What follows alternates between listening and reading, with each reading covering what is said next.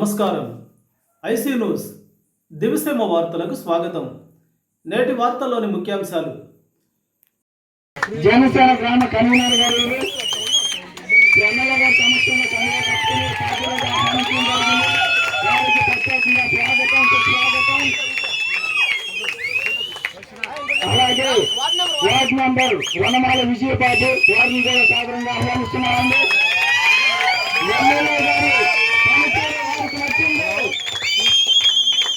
MLA గారి పనితీరు వారికి ప్రోత్సహిస్తున్నాము. పెళ్లి గోపాలకృష్ణ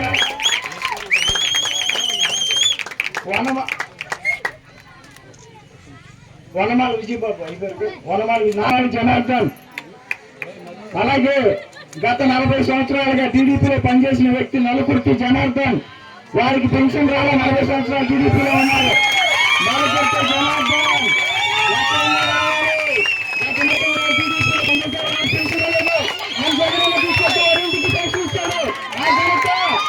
ఇక్కడ కైతేపల్లి పరమేశ్వరరావు, బంధుల లక్ష్మణ, మునిపల్లి వెంకటేష్, మునిపల్లి మురళి, గావ సీను, నలుగురు సూపర్, మునిపల్లి వెంకటేశ్వరరావు, ముంగోడు, కైతేపల్లి సుబ్బారావు,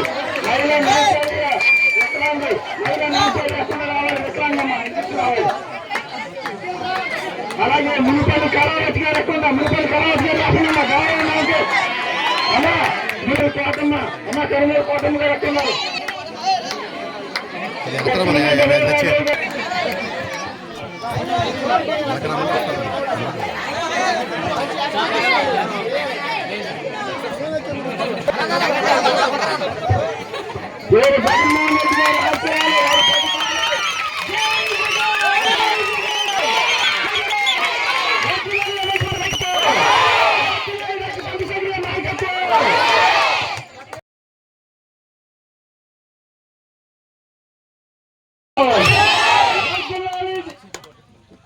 రమేష్ గారి నాయకత్వం, చంద్రశేఖర్ గారి నాయకత్వం.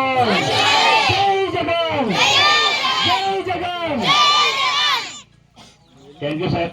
ఇప్పుడు డయాలసిస్ సెంటర్ కి బందర్ వెళ్ళాలంటే నేను మా ఇంటి పక్కనే ఒక పేషెంట్ ఉండేవాడు. రేత్రి 2 గంటలకు బయలుదేరి వెళ్ళేవాడు.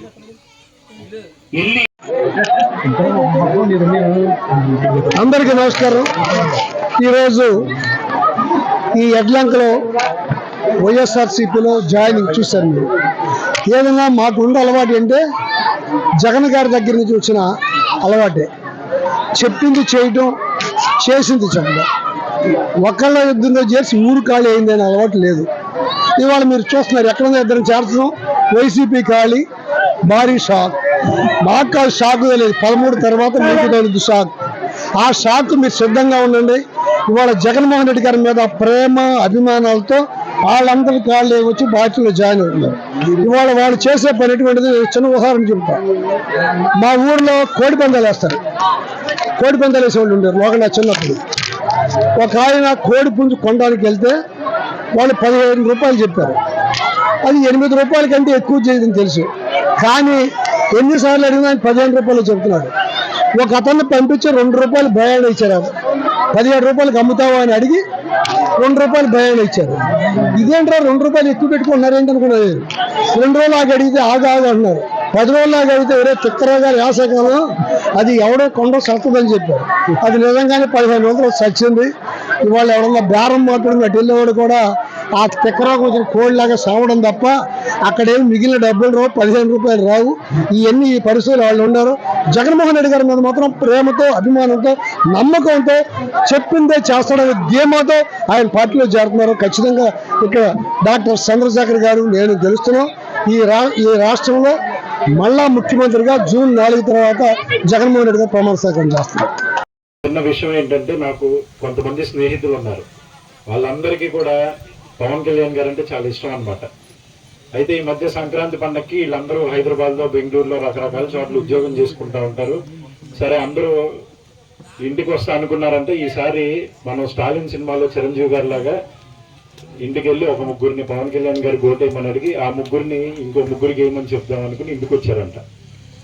ఇంటికి వచ్చి సరే ఊర్లో ఎక్కడి నుంచి ఎందుకు మన ఇంటి దగ్గర నుంచి మొదలు పెడదామని చెప్పి వాళ్ళ అమ్మ దగ్గరికి వెళ్ళి, అమ్మ ఈసారి నువ్వు ఖచ్చితంగా గాజు గ్లాస్ గుర్తు పవన్ కళ్యాణ్ ఓటు వేయాలని అడిగాయంట. అడిగితే ఆ వందంట, అరే నువ్వు ఏ నెలన్నా కొంచెం ఇబ్బంది పడి నాకు డబ్బులు లేటుగా పంపిస్తావేమో, కానీ ఇక్కడ జగన్ గారు మాత్రం ప్రతి నెల ఉదయం 1వ తారీఖున కలిసి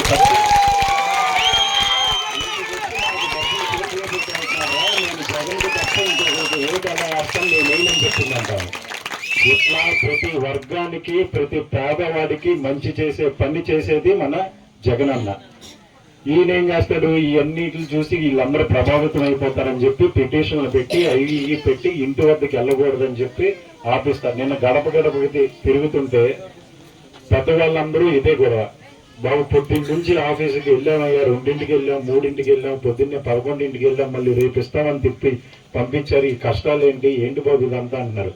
ఖచ్చితంగా ఇంకో నెల రోజుల్లో మళ్ళీ మన వాలంటీర్ మన ఇంటికి వస్తాడు, పెన్షన్ 3,500 అవుతుంది. ఖచ్చితంగా జగన్ అన్న చేద్దాం అనుకున్న ప్రతి మంచి పని పూర్తవుతుంది.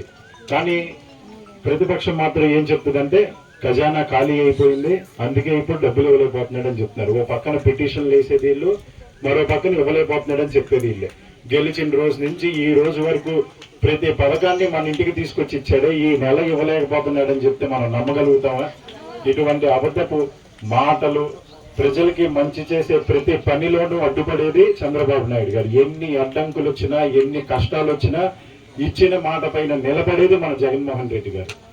అట్లాగే మన నియోజకవర్గంలో చూడండి, అంతకుముందు ఎప్పుడు జరిగిందో లేదో నాకు తెలియదు, కానీ మన రమేష్ గారు ఎమ్మెల్యే అయిన తర్వాత 2.5 సంవత్సరాలు కోవిడ్ లో ఉన్నప్పుడు మీ ప్రతి గడపకి వచ్చారు,